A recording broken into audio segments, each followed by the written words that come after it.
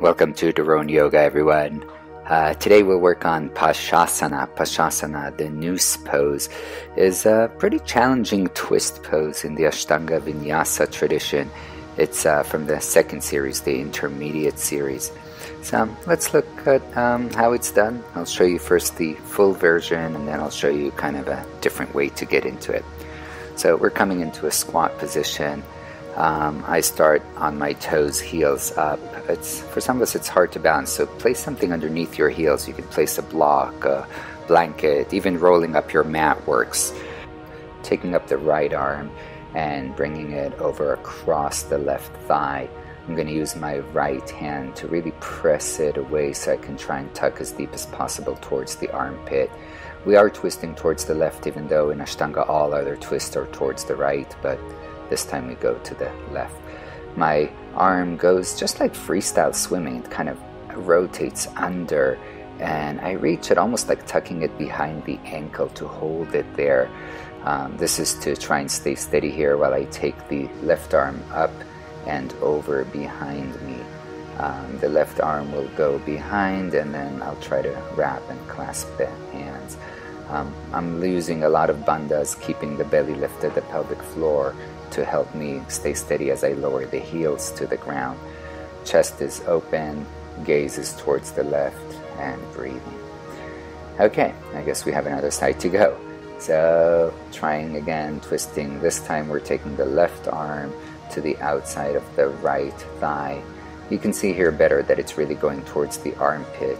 And once I have that, then I got the other one over, binding. You can hold the fingers, you can try and reach towards the wrist a little harder. Hey, I just got some long arms, so it's easier for me, but you know, some things are easier than others in different poses. Breathing is the key here, and using the bandhas.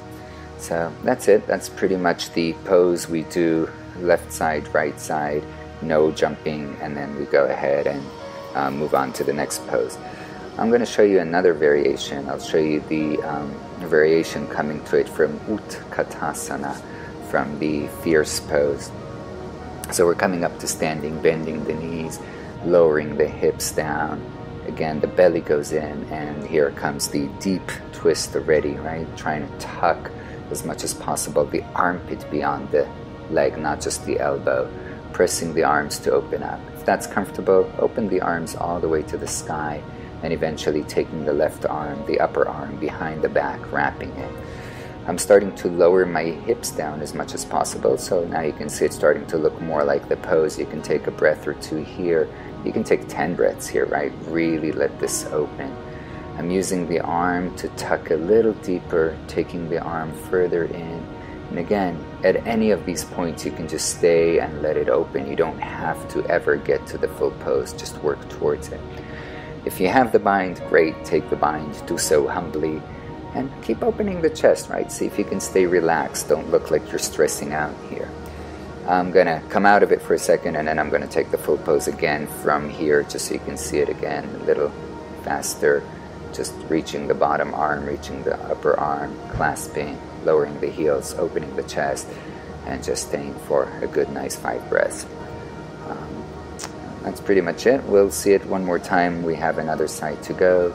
So if you want to forward fold for a moment, or just release the spine for a second, and finding your Utkatasana variation, bending the knees, hips down, taking the twist, arms in namaste, opening the upper shoulder and the chest.